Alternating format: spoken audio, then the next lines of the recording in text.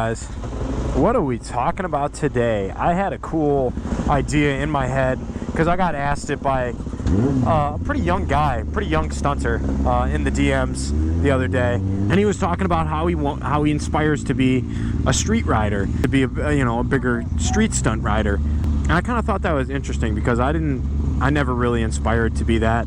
That was never really my goal. But so like I was saying, that was never really my intended goal, was to be out in the streets with all these guys, and it was mostly just to learn how to wheelie. So to hear that from guys nowadays, that they want to be a street rider and they want to inspire to be a YouTuber or inspire to be a street stunt rider and go to all the big rides and all that stuff, that's kind of new. That never really occurred to me or my friends when we were growing up stunt riding. It was just, we want to learn how to wheelie, and kind of went from there and progressed into something. But now when it's put out there the way it is, what we do, I guess kids might want to inspire to be it. So I guess I wanted to make today's video on, is the street life really for you? Is this really what you want? Because yeah, in the videos with some cool music and boom, like, this looks badass, that's cool. We're out here doing the thing, the hood loves it, it's cool. But I think there's a lot of things that go on behind the scenes that you guys might not see, that might determine if this is really what you want to do or not do. The first one being how unpredictable the streets really are. It doesn't really matter how good of a rider you are. A lot of the cases, shit's just gonna happen. A car could pull out in front of you. A car could, dip and dodge on you. A car could take you out. I've seen cars literally take out dudes from behind a wheelie. I've seen it. I've seen guys get run over. I've seen bikes get run over. You name it, I've seen it. I've seen amazing amount of road rage out of some drivers. The fact that lane splitting is legal in some states and illegal in others is kind of a hot button issue for a lot of drivers. I don't know why they see it and they're like, wow, that guy's getting somewhere faster than I am. That really ticks me off. I'm gonna cut him off. Does that really fit what we're doing? No, that makes no sense, actually. Attempted murder doesn't translate over into, oh, that guy's getting somewhere faster, I don't really like that. So that's another thing to consider when you're out here street stunt riding, because yeah, that's a part of it. Lane splitting, especially in these big cities, that's a part of it, because there is quite a bit of traffic, and if you don't lane split, your bike's going to be overheating a lot. Oh, shout out in between this video here, I want to give a shout out here. This is my dude, Break Jammin' Joe. He has a YouTube channel as well. He just started motovlogging, actually still in high school, so he's really is on the come up. Don't feel too bad about yourselves, most adults, because Lord knows I was not like this in high school either. It's just pretty crazy. Once again, it's just guys are starting younger and younger, and it's getting broadcasted out there earlier and earlier to kids. So what is going on? There is a semi-truck just stuck in the middle of the... Semi-truck just stuck there. That kind of sucks. A busy road like that too. Wow. So guys, street stunting is not lot stunting. Lot stunting can get you in just as much trouble with a business owner if you don't have permission, just like street riding can get you in trouble with the police. Man, have I got a lot of tickets in my time for doing wheelies or lane splitting or whatever. I've gotten quite a bit of tickets, and it doesn't get any cheaper as time goes on. But once again, it's kind of one of those things that I don't put in my moto vlogs. I don't think any moto vlogger puts that in their moto vlogs. Going to court, paying thousands of dollars for tickets and lawyers and this and that. Like, is this something that you can afford? If you can barely afford your bike, man, is this something that you can really afford to take on? Is it because it's not cheap? So there's just kind of another thing to keep in mind. I'm not saying that it necessarily happens all the time. That also depends on what city and what county you live in. Here in Chicago, Philly, I know Baltimore is notorious too. They really just do not screw with you. They don't. They have a lot bigger fish to fry, quote unquote. I've very rarely seen officers in some of these big cities that we ride in doing traffic stops. The only time they'll really do a stop is when it's a suspected, narcotic stop or something like that.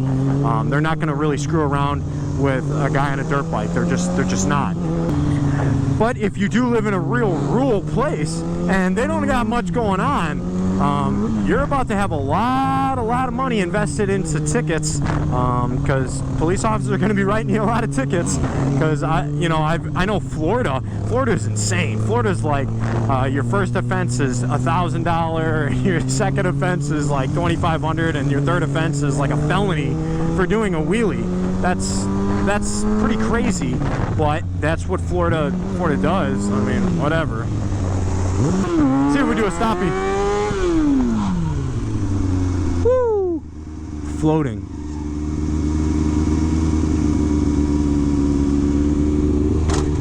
You love it? You love it. Mwah. You like some wheelies, some stoppies?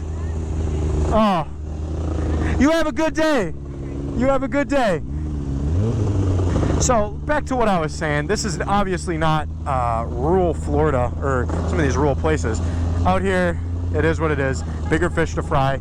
Some of these neighborhoods, like I'm doing in Hood Eats, you see it time and time again.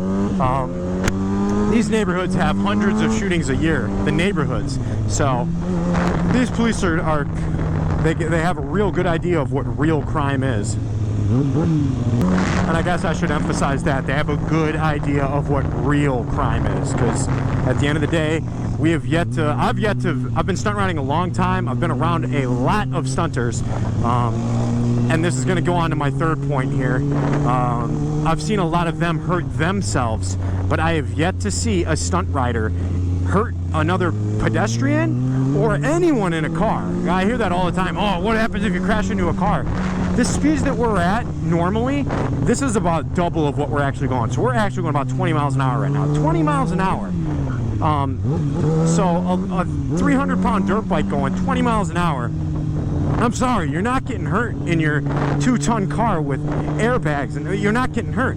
I've seen a bike hit a car once or twice, and they went through the insurance process, whatever, and paid it. And that goes on to my third thing here, and that is the most expensive part about street stunt riding. No, it's not the tickets. You guessed it. It's the health care. It's the time off work. It's, if there's one thing that's guaranteed, is you going down. You're gonna go down. 100%. You will go down eventually. And if you can't take time off of work and, feel comfortable paying your bills and being off work for a little bit, I don't know. I don't know if this is the right thing for you. I know plenty of guys that are living on that fine edge right now of, I really shouldn't be out doing this right now. Yeah, it is hot out here. It's really hot. But, they're still out. They're still doing it, and they're being extra cautious. But still, the healthcare in and of itself, if you don't have good insurance, man, you're risking a lot. Because just the surgery, I had surgery on my wrist from when I flipped the stoppie a couple years back. My healthcare, thank God, took care of it. But if it did not, it would have cost me $20,000. That's a lot of money to put up front for a lot of people. Not too many, 20-somethings, or especially teenagers that are asking, oh, I want to get into street stunting, have that kind of money just laying around. Like, oh, 20 grand, oh, no big deal.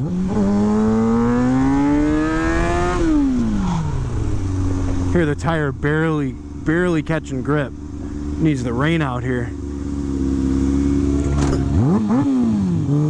Alright guys, so I think my best piece of advice, man, that was a sweaty butt Joey's got. That was disgusting. He had some swass.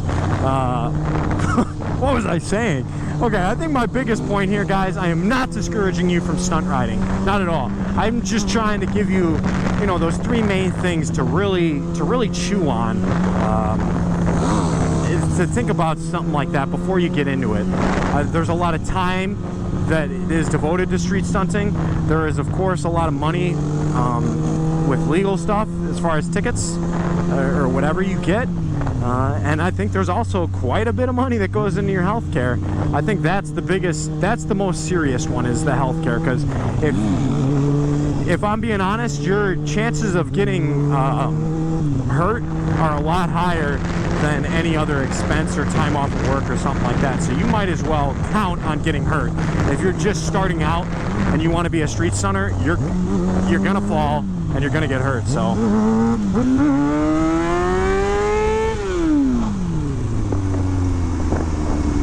ooh, look at the convertible.